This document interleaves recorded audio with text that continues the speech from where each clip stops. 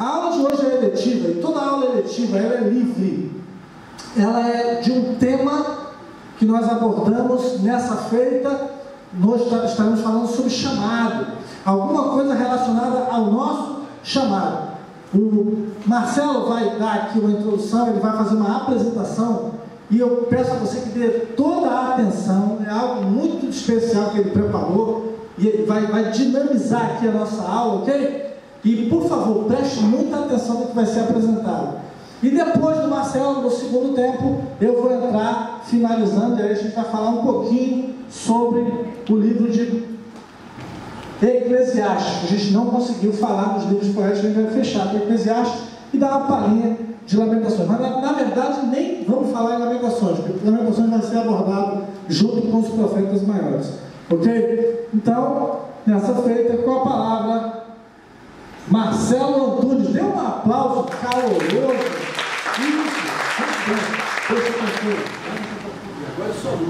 Pai do Senhor, irmãos, pode sentar, por favor. Eu quero primeiro glorificar a Deus por esse grande privilégio que Ele me concedeu de poder pregar essa palavra nessa noite, trazer uma palavra do Senhor. Quero agradecer ao pastor Carlinhos pela coragem e pela confiança. Bom, antes de entrar na palavra aqui, eu quero fazer uma brincadeira para abordar um tema que eu acho interessante. Quem que gosta muito de Coca-Cola? Gosta muito de Coca-Cola? Como é que é o seu nome? Rosimar. Rosimar. Muito bem. Rosimar, quero que você imagine. Fala aí uma churrascaria que você gosta de frequentar, ou que você sonha frequentar um dia, ou você... Uma churrascaria que você gosta de ir, ou que você queira ir. Olha. Eu vou dizer, porque eu acho que... Posso ir? Pode. Rio Grado, conhece Rio Grado? Lá no Recreio, por Barra. Mas uma churrascaria bacana. E você tira um domingo com a sua família para almoçar fora, para comemorar um aniversário, comemorar algo muito importante. E você chega na churrascaria, depois que todo mundo se acomoda, você está doida para tomar uma Coca-Cola bem gelada. E aí você pede um garçom. E aí, de repente, quando você menos espera,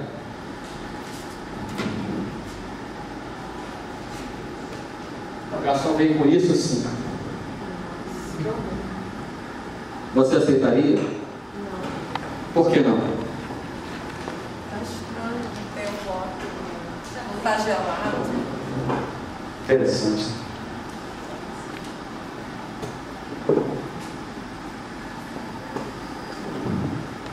Desculpa, não vi seu nome? Rosimar. A Rosimar recusou um produto porque não tinha rótulo, por causa da aparência do produto, não é verdade? E nós estamos falando de Coca-Cola. Eu quero abordar sobre isso. É interessante como uma coisinha tão leve, tão barata, tão fininha, ocupa tão pouco espaço, determina a mudança de uma opinião. A Rosimar adora Coca-Cola, ela está numa churrascaria, doida para se deliciar na Coca-Cola, e ela recusa por causa de um rótulo. E eu, ao longo da minha trajetória como crente, desde 2007, eu venho percebendo que algumas pessoas dentro da igreja não têm um rótulo. É verdade. E quando não tem rótulo, acaba não passando desejo para uma outra pessoa. O que é o rótulo? Eu trabalho com marketing e propaganda, eu vou falar do meu meio. O rótulo ele é a comunicação entre o produto e o cliente, o consumidor. Por causa do rótulo, você pode comprar um produto ou negar um produto. Às vezes você não conhece o produto, mas por causa do rótulo, você é tão bonito e atrativo, você acaba comprando. E nós, como evangélicos e como seminaristas, nós temos um rótulo. Nós temos uma identidade. E é interessante como o rótulo ele tem um poder, o marketing tem um poder fantástico. Eu, como publicitário, a gente nós fazemos uma campanha numa revista ou numa mídia indoor, num outdoor, num jornal. Às vezes a empresa nem é aquilo tudo, mas quando se coloca na propaganda, parece uma grande empresa. Estou falando de estrutura física. E às vezes é dentro de, já atendi cliente que tinha uma empresa dentro de casa. Mas quando jogou na revista, parecia que era uma grande empresa. Isso é o poder do marketing. Agora eu quero que vocês entendam, olha a diferença. A Rosimar chegou na churrascaria. Vem cá, por favor. Ela chegou na churrascaria, ela recusou o produto por causa do rótulo. Por favor, Rosimar. Olha o poder do marketing, olha a diferença. Sentar? Pode sentar. Agora o garçom vai vir aqui.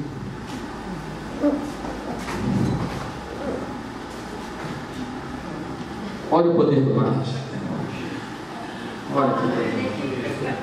A senhora aceita Coca-Cola, dona Rosimar? Vai tirar uma onda com você. Ai, meu Deus do céu. Olha a cara dela, gente, satisfação. A primeira vez que eu vi a Coca-Cola com aquele copinho descartável, ela fez assim, ó. Não sei se alguém reparou. Olha a diferença agora. Olha o poder do marketing.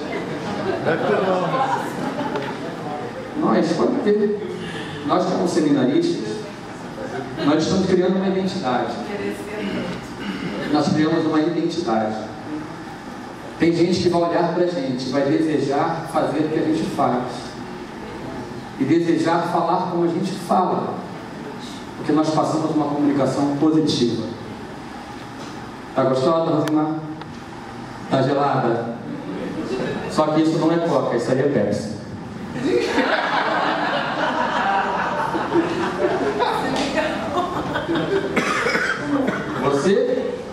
Você que? Me enganou. Nosso maior desafio, nosso maior desafio é ter um rótulo que corresponda com o nosso conteúdo. Tem muita gente sendo enganada. Tem muita gente sendo enganada, colocando um rótulo que não corresponde com o conteúdo. A gente tem que ficar atento. O nosso desejo como seminaristas, como empresários, como homens de Deus, mulheres de Deus, é chegar no nível de referência, de excelência. Eu fiquei pensando, meu Deus, qual é o maior desafio do seminarista? Nosso maior desafio não é chegar aqui. Nosso desafio é levar pessoas para cá. O maior desafio do líder não é subir no topo, é levar pessoas ao topo. É verdade. E é difícil pra caramba. Eu sei porque eu sou líder na minha empresa, eu sei disso. E liderar o aluno, eu estou vendo aqui um bebê ali, eu estou tentando fazer uma... É como se fosse um bebê mesmo, um neném. Como é que é o seu nome? Iris. Sabe da primeira vez aqui? Como é que é o nome da sua bebê? Alice. Você vai olhar para ela. 45 dias. 40? Quem convidou a senhora para o meu seminário? É mesmo? 45 dias só no seminário? Merece aplauso, né, gente?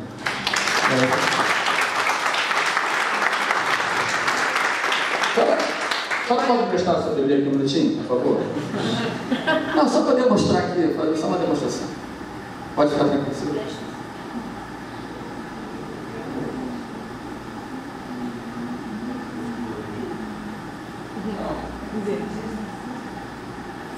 É mais ou menos assim.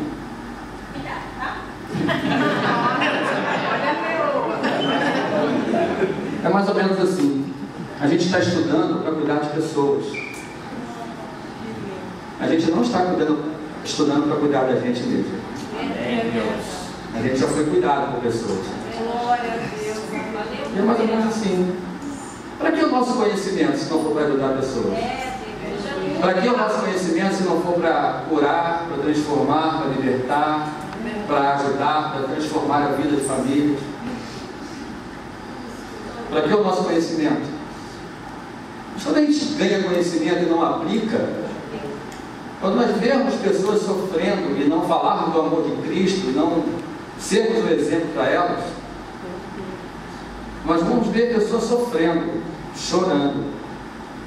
É como se nós quiséssemos subir numa escada, com todo o risco que tem.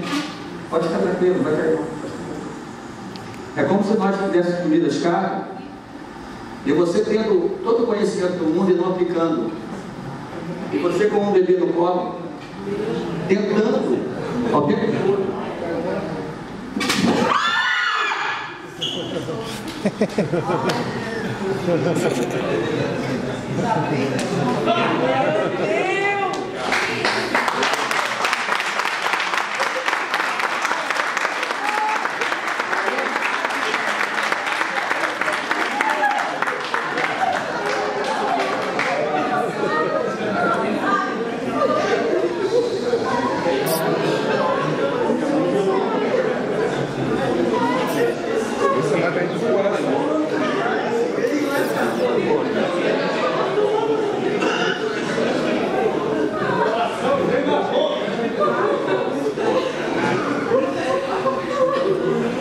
Será que se nós tivermos o mesmo cuidado, aleluia, o mesmo cuidado que nós temos com as pessoas quando falarmos do Evangelho, será que elas vão se perder?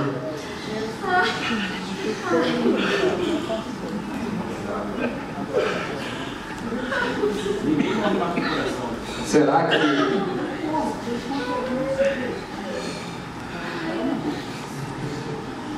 que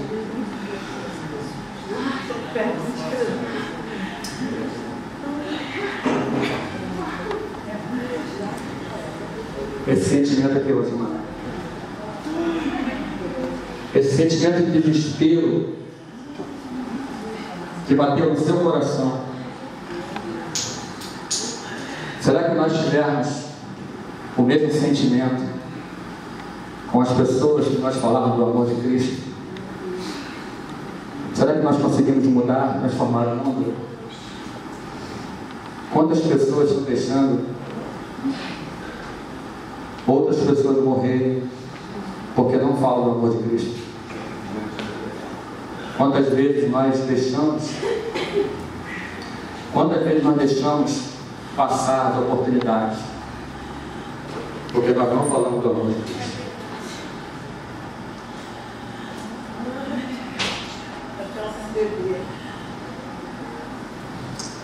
Aleluia.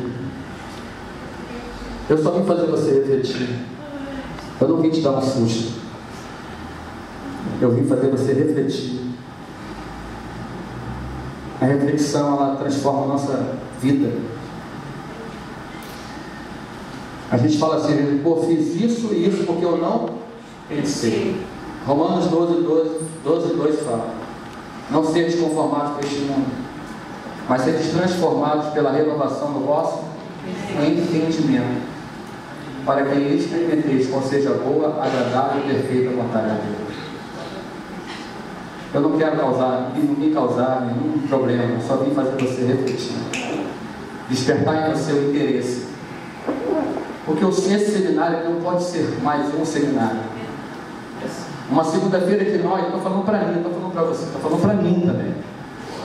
Não pode ser uma aula qualquer, uma aula só, mais uma aula. Se ela não tiver um propósito, a gente vai ver pessoas morrendo. A gente não vai estar preparado para carregar essas pessoas no colo. Nós fomos carregados no colo um dia, nós fomos beber na fé um dia. E a gente precisa despertar para isso. Eu quero que eu saia daqui refletindo sobre essa dinâmica. Eu louvo a Deus pela tua vida. E eu quero agora ler um texto para terminar a minha participação.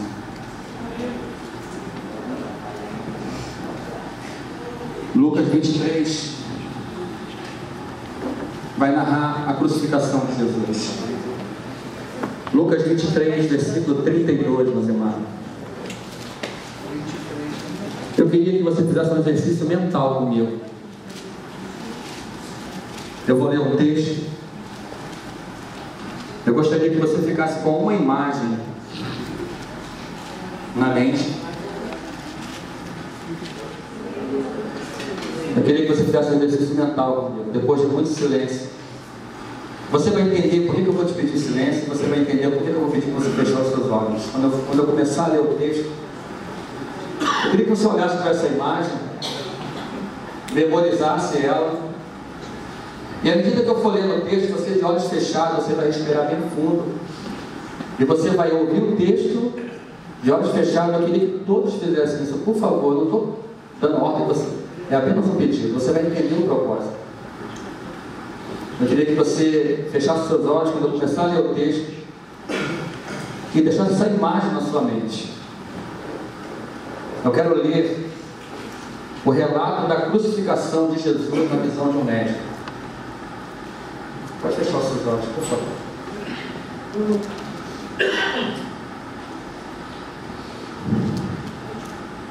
Sou cirurgião e dou aulas há algum tempo.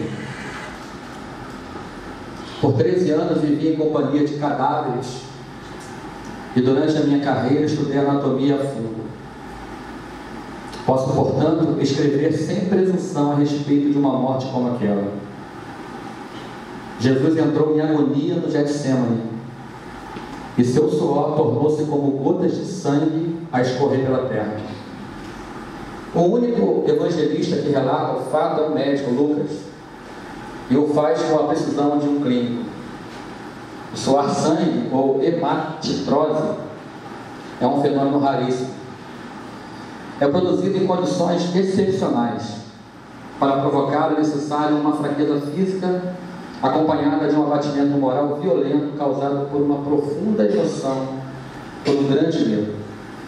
O terror, o susto, a agonia, a angústia terrível de sentir-se carregando todos os pecados dos homens deve ter esmagado Jesus. Tal tensão extrema produz o rompimento das finíssimas veias capilares que estão sob as glândulas sudoríparas. O sangue se mistura ao suor e se concentra sobre a pele e então escorre por todo o corpo até a terra. Conhecemos a farsa do processo preparado pelo Sinédrio hebraico. O envio de Jesus a Pilatos e o desempate entre o procurador romano e Herodes. Pilatos cede e então ordena a flagelação de Jesus. Os soldados despojam Jesus e o prendem pelo pulso a uma coluna do pátio. A flagelação se efetua com tiras de couro múltiplas, sobre as quais são fixadas bolinhas de chumbo e de pequenos ossos. Os carrascos devem ter sido 2, um de cada lado, e de diferente estatura. Golpeiam com chibatadas a pele, já alterada por milhões de microscópicas hemorragias de suor e sangue. A pele se dilacera e se rompe, o sangue espirra. A cada golpe, Jesus reage em um sobressalto de dor. As forças se esvaem. Um suor frio lhe impregna na fronte. A cabeça gira em uma vertigem de náusea. Calafrios lhe correm ao longo das costas. Se não estivesse preso no alto, pelos pulsos, cairia em uma poça de sangue. Depois, o escárnio da coroação. Com longos espinhos, mais duros que os de acácia, os algozes entrelaçam uma espécie de capacete. Uma coisa, queridos, de Jesus te ouvir, é Jesus nos ouvir. Uma outra coisa é Ele nos dar ouvidos. Jesus não dá ouvido ao murmurador. Não dá ouvido ao murmurador. Agora, o que me deixa intrigado, fascinado, eu acho que essa história é uma das mais lindas da Bíblia, é que o outro homem lá também era ladrão. Ele estava diante do mesmo povo, do mesmo cenário, da mesma multidão, da mesma crise. Eu fico imaginando, isso não está na Bíblia, essa história, isso é a conjectura. Ele está lá, olhando o povo gritando, murmurando, reclamando, blasfemando, ironizando, debochando, e ele lá sofrendo. E ele tenta olhar para Jesus.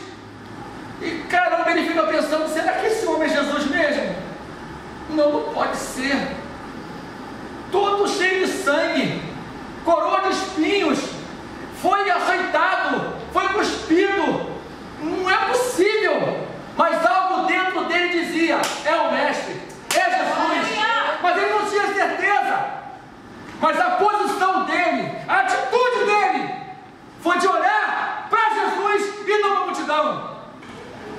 E o nosso problema às vezes é que nós olhamos para o mundo e não olhamos para Jesus.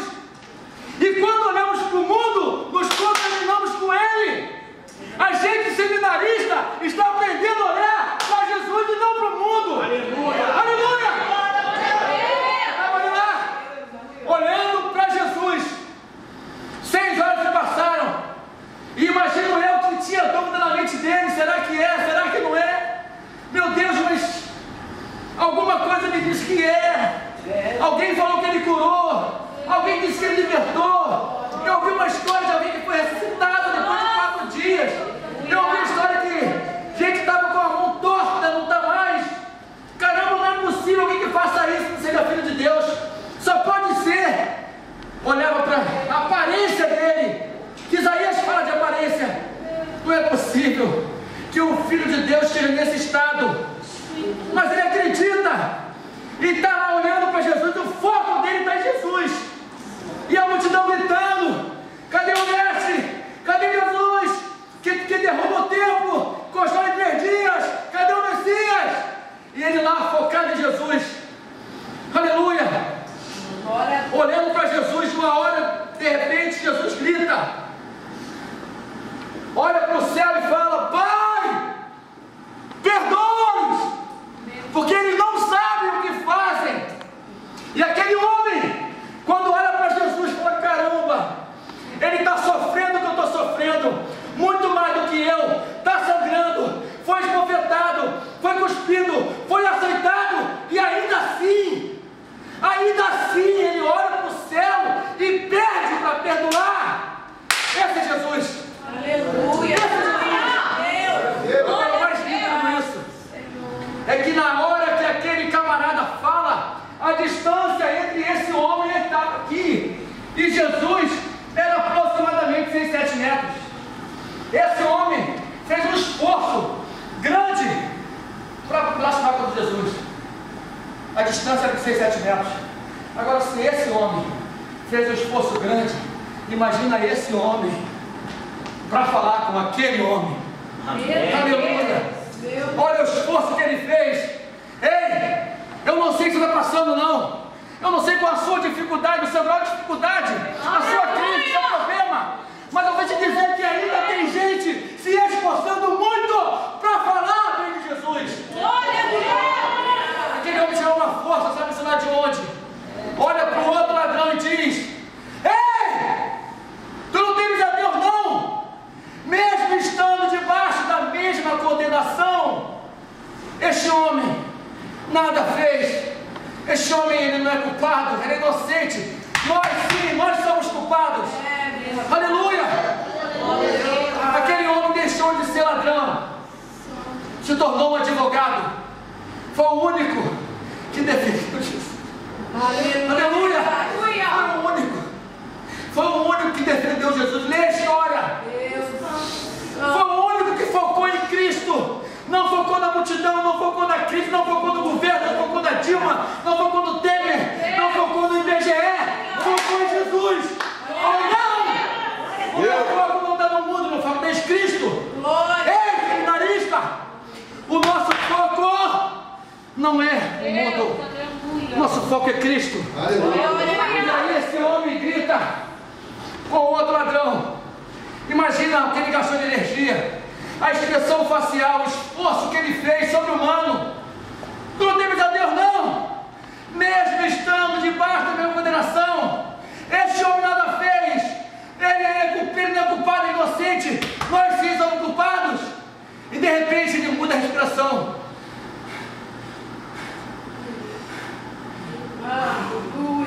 Se acalma, respira fundo, olha para Jesus e fala: Senhor, lembra-te de mim quando entrar no teu reino. Jesus, igreja, Jesus ouviu ele, sim ou não? Jesus ouviu, deu ouvidos. Aquele que se humilha.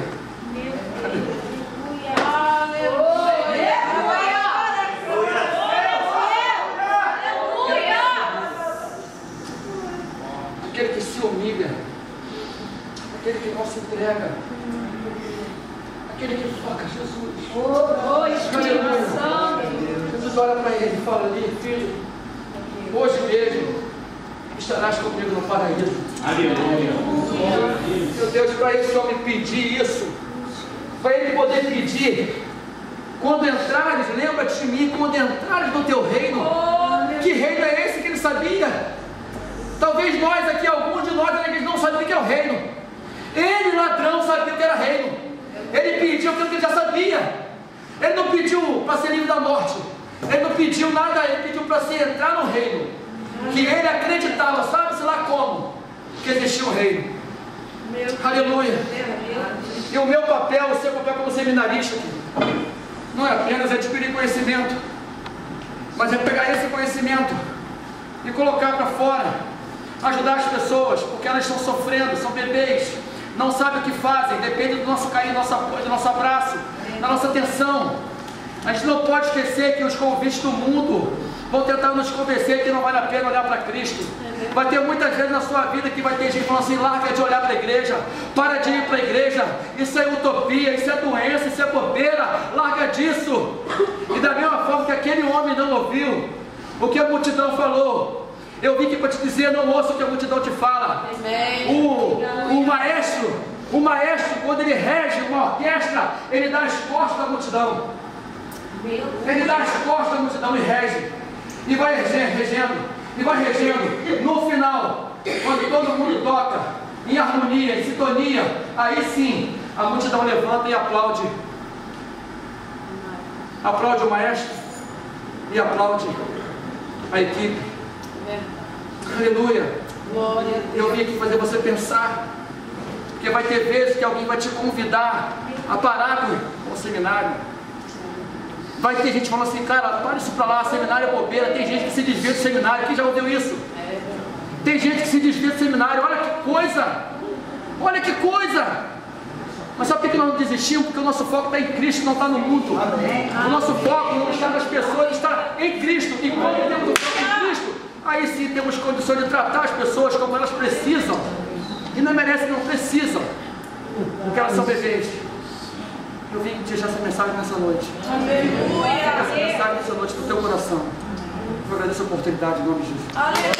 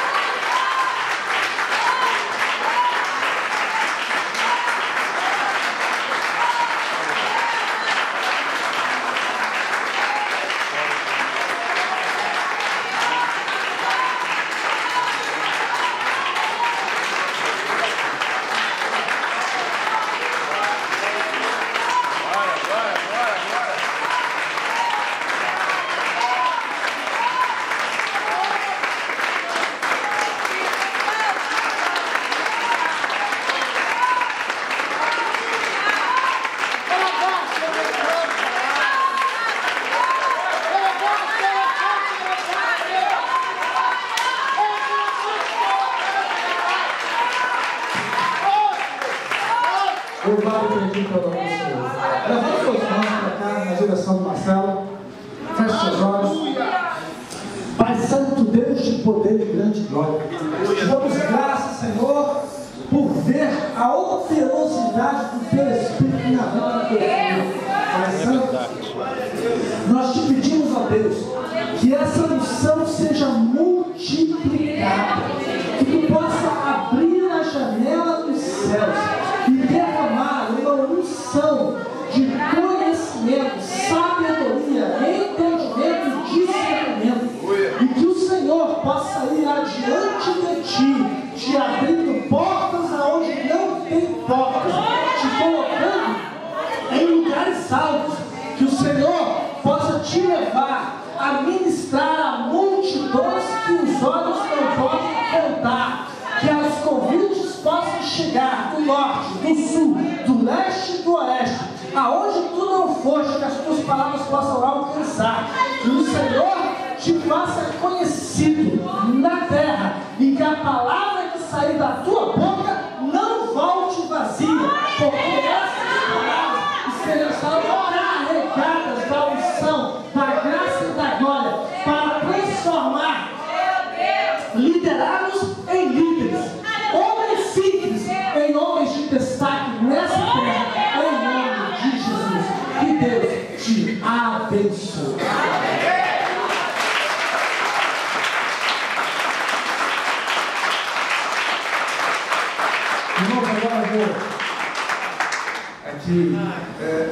expectativa. O meu coração é que o que aconteceu com o Marcelo aqui hoje aconteça com cada um de vocês. Queridos, se você levar a sério o curso, se você beber dessa água, entrar não só apenas até o calcanhar, mas entrar no rio pelos joelhos, pelos lombos e nadar nesse rio do conhecimento. Se você buscar a sabedoria como se busca a prata, se você a procurar como tesouros escondidos, então acharás o conhecimento de Deus, a ciência do Altíssimo, a verdadeira sabedoria que Ele reserva para os que o amam.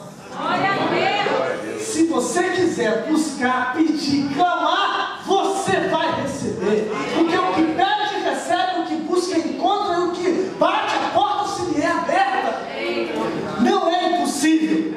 Diga para quem está falando, não é impossível. Deus tem para dar. Você só precisa acreditar e buscar de todo o seu coração alma, poder, força e entendimento. Amém? Eu vou te dar 5 minutos. Você vai